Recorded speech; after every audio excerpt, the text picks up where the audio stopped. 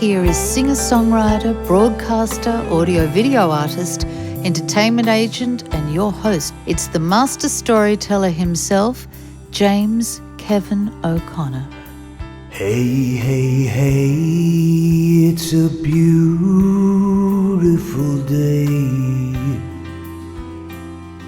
All right, so another fantastic episode I'm so pleased to present to you guys. But before we do so, don't forget to forward this show to someone who really needs it and will find value in the content that we've provided here today with this guest. And what a guest we have today. This young lady has an unbelievable ability and gift to take those CEOs, and I'm talking about very high-level CEOs that make tons of money and have tons of pressure in their life, and help them navigate the next move.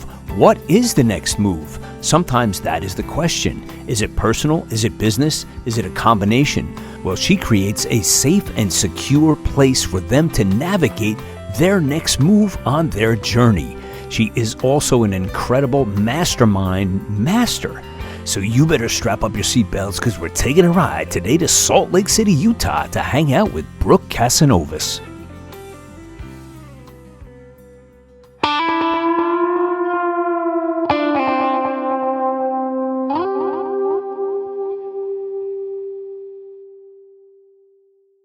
All right, so we're going to kick things off. Brooke was kind enough to come here, and I'll tell you, she lit up the room in this mastermind session we had today, and I am so excited to bring this interview to you guys today. Brooke, welcome to the show. Thank you so much. It's so exciting to be here.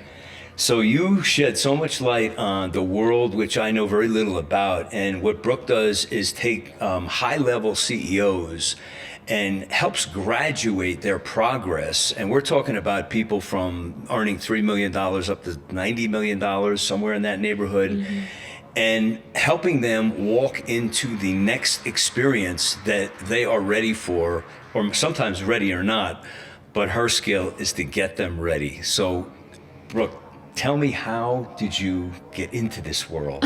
It's such a good question. It's so fun to ask. So I got into this world. Let me give you a little context that won't make sense at the beginning, but it'll come full circle, I promise. Okay. So my background is actually in education, and I trained teachers of students for a very long time. I was hired to do it, and part of my objective and what I was paid to do is to go into classrooms and give feedback to teachers and why they weren't creating transformational experiences for their students.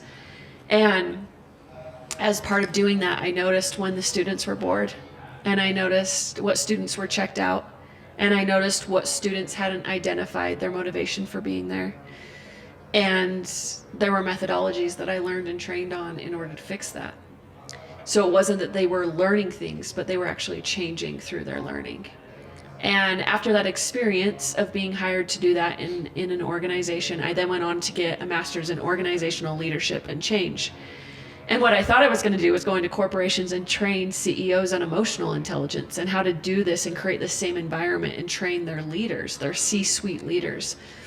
But I was young and naive, and I was like, I'm single, so I'm just gonna, the world's my oyster. I'm gonna go out and I'm going to just start a business of my own. So long story short, there was a lot of businesses that were started, honestly, because that's how entrepreneurship is. Until I finally became in alignment with who I was, which is part of my message that we'll speak about today. But throughout my journey of entrepreneurship, I attended multiple masterminds. So some that were $75,000 and some were that were $5,000. And I started taking notes as someone that was an educator and being okay, this is what's falling flat here, and this is what's working really well. And after a decade of notes, you kind of get a good idea of what the best room would look like if you curated it. Yeah. And I was like, I kind of want to create the best room in the entire world, but I want to do it for people that are in a really vulnerable space. And that vulnerable space happened to be CEOs that had done the big thing and accomplished exactly what they wanted in life. I have no idea what's next. That's a really vulnerable place to be in. Yeah, I'll say. So me and my business partner, She's amazing. She's also had a portfolio of so many CEOs that she's scaled, and Cassie Shea, she's amazing. And we were like, let's create this room together. So we started creating these rooms where it's a 3-day mastermind experience where these CEOs would be able to come in and do a few things. The first one is, what is the identity that they want to claim? Because the identity that they were claiming is no longer serving them because they're not playing a role in it, and they're not having behaviors or action steps that align with that identity anymore because they're no longer CEO. They'd take the sabbatical, they'd go back to their organization, and their company would say, we don't need you. Things are worse when you're here. Like, get out of here. And they're going, okay, it's time to sell the company, or it's time to like hire a CEO to take my place and step aside. But I have a couple of questions. Okay, before you go on. First of all, emotional intelligence. That is something that I was not aware that you investigated, and it's a subject that we could go deep into. But I also want to ask you, before we go into that, when did you realize that you were so attunely aware to your surroundings? You're very sharp. You're very observant. And you have a very high sense of awareness. Thank you. Well, I think that says a lot about your natural ability to recognize that. And I think that speaks volumes about you. I think that, so I will answer that by saying I grew up in a home without books. Oh, wow. And a home without books is a home without curiosity. Yeah. And I was an innately curious little girl, and I think my parents didn't really know what to do with that. They're such good parents. They're amazing. But I struggled because I was just starving for anything that anyone could teach me. It didn't matter what it was. If it was religion, if it was business, if it was science, if it was history, I just wanted to learn.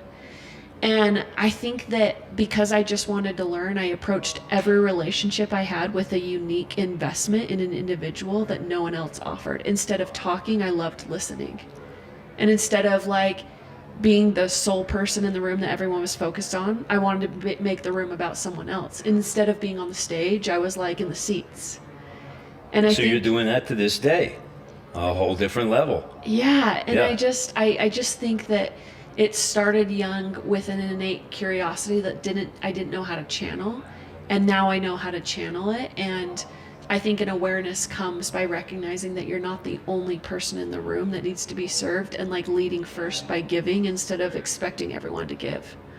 Do you find that when you counsel these CEOs who have to live on a much higher plane, and I say that, sort of almost tongue-in-cheek, because they have this tremendous responsibility of they're the big gun, they got the big salary, and they're supposed to walk on water. And then they meet somebody like you, and I can just see that you take them from here to whoosh. Whoa, wait a minute, we're talking like real talk here between two people. Are they like stunned? Are they shocked? Like when you bring out some of these things, these questions which are really soul-searching and really digging up things inside of them, it must be a little bit terrifying for some of them. Yeah, I think it is, but I think before it's terrifying and before you're going in with those really difficult questions, the most important principle to follow is to create a psychologically safe environment. Yeah, gotcha. So I'm going to confirm that everything that they've done up to this point is amazing. Right. And it's wonderful and it's good, and who they've become through it, like, I'm going to buoy them up. And my objective in my questions is not to tear them down, but I'm going to help them see that, like, who they've become from all of this is someone wonderful. Now, my biggest objective in any conversation is to help people see things as they really are and as things as they really will be. And no one is helping these CEOs see things as they really are and who they really are. And so while it might be a little terrifying, if I've created this psychologically safe environment to say, hey, there's no judgment here, and I don't even care about your credentials. I don't care how much money you make. Right. I don't care how much money you've made the company make. I don't care how many golf rounds you've gotten like perfect scores on. I don't care the kind of car that you're driving. All I care about is I just want to know like what's really going on. And let's just get a clear picture of like helping you see things presently as they really are, because most of them are posturing and they're trying to explain things as they are not. Right. And that is a misalignment that you walk home with feeling empty. I just had a seismic epiphany.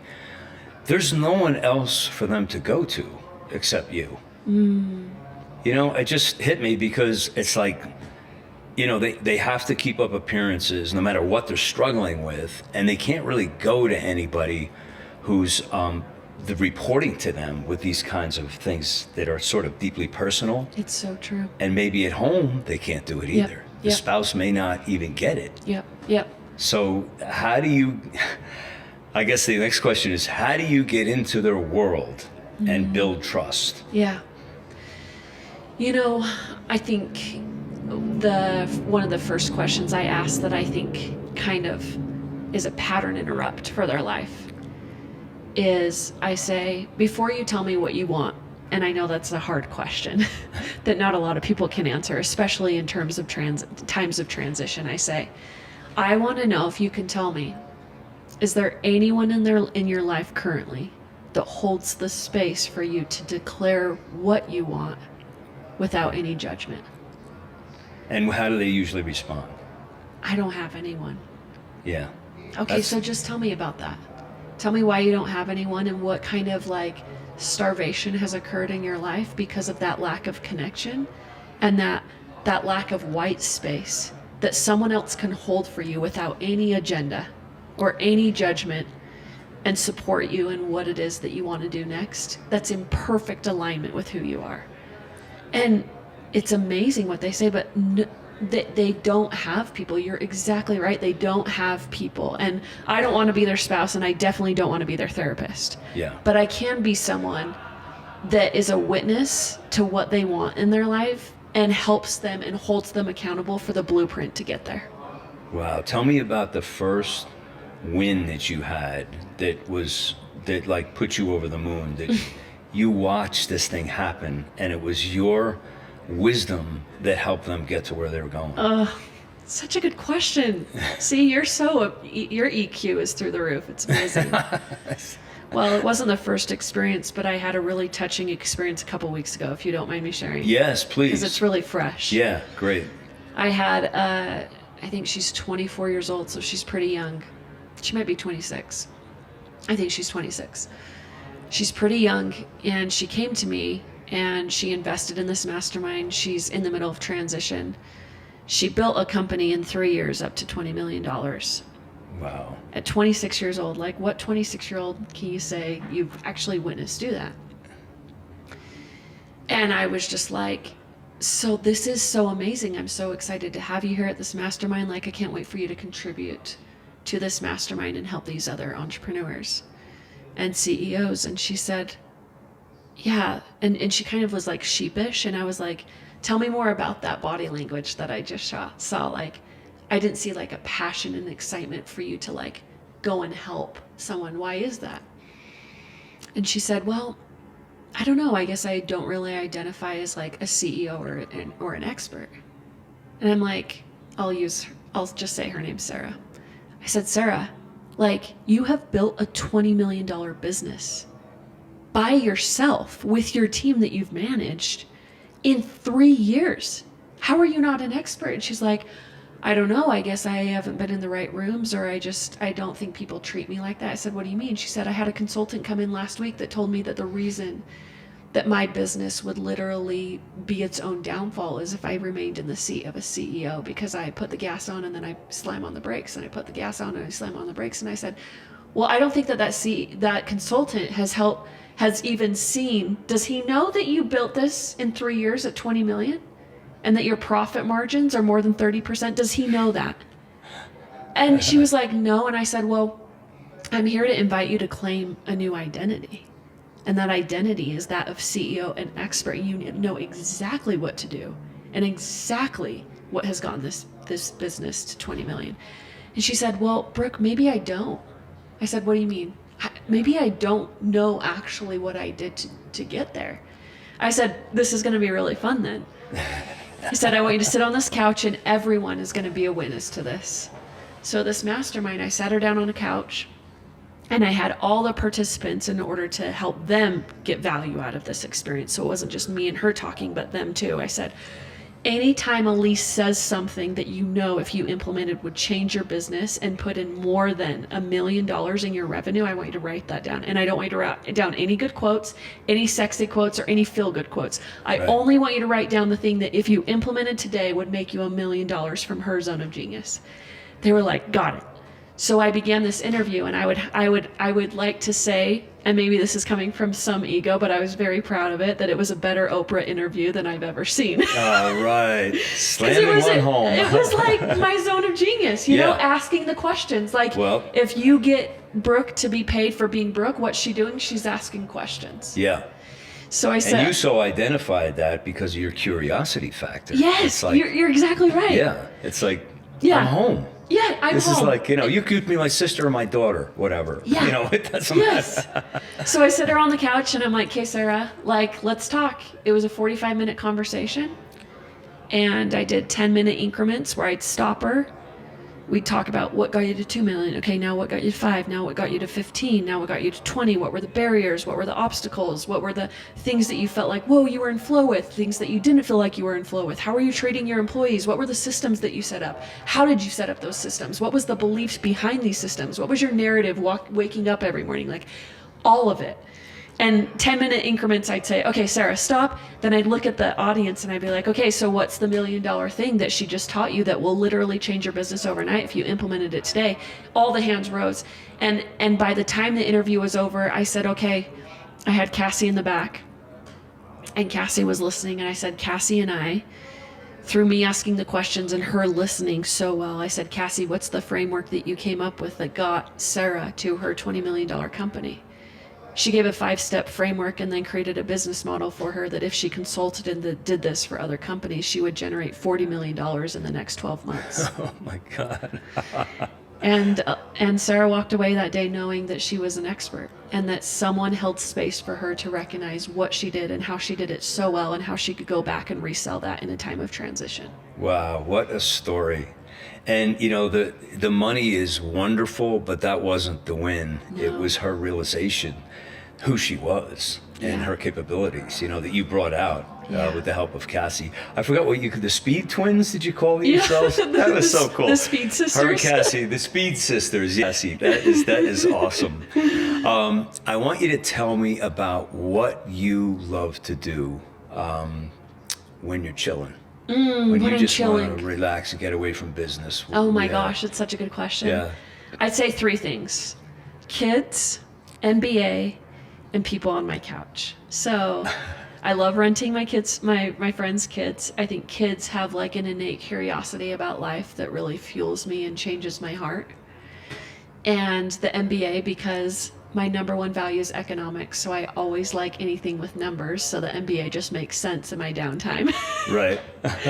Stats and scores. And then the third thing is, all my friends joke that if you can get on Brooke's couch, then your life will be changed forever. I just really love inviting people into my home and investing in them and their souls.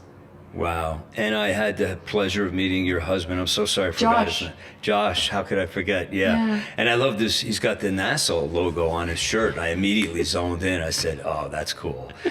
I don't have to ask about his hobbies and creativity, right? He's into all kinds of things, I bet. But they actually overlap really well because he loves the MBA and he loves children. We don't have any of our own yet, but he is a master at investing in people. Oh, wow. That's awesome. He loves to connect with people and make them feel more important than they felt in their life before they met him. Wow. And it's a beautiful gift.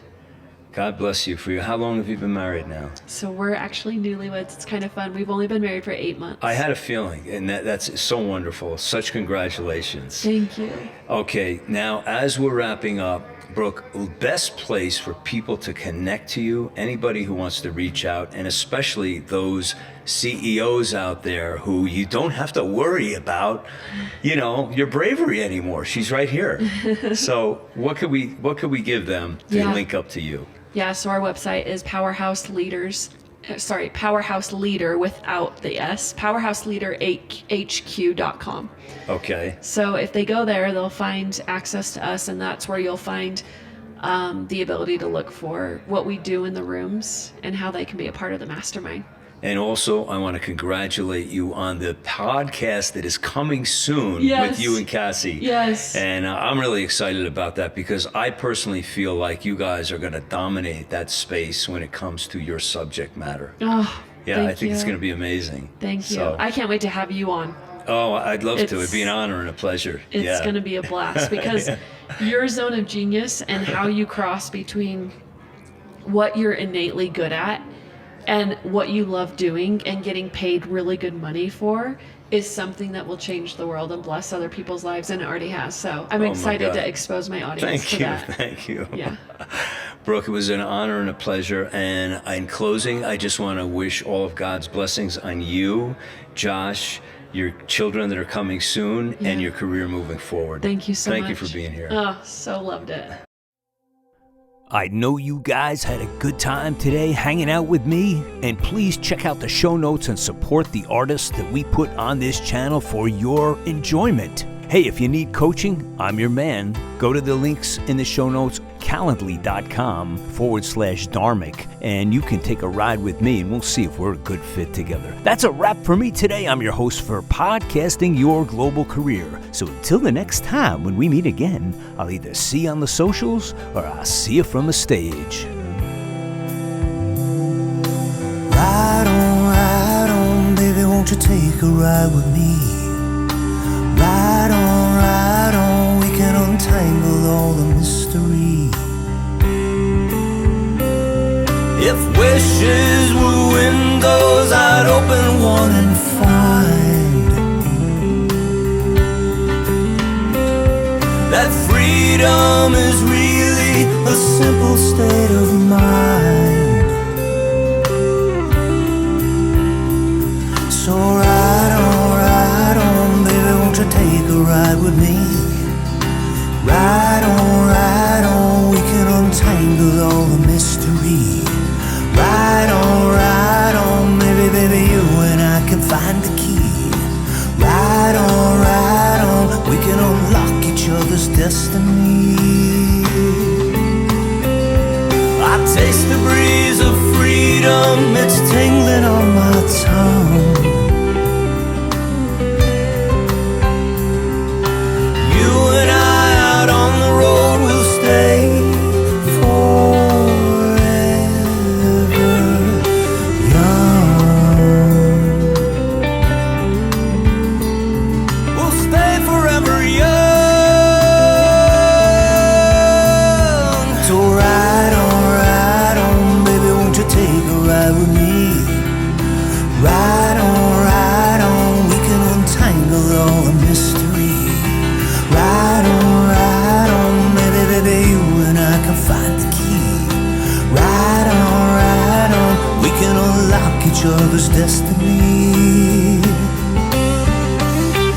I'll take you places that you've never seen.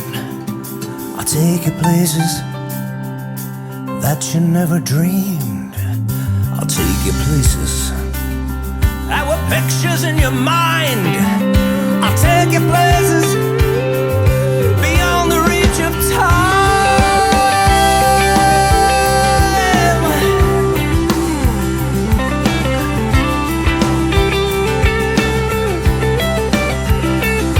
So ride on, baby, won't you take a ride with me? Ride on, we can untangle all the mystery. Ride on, baby, you and I can find the key. Ride on, we can unlock each other's destiny.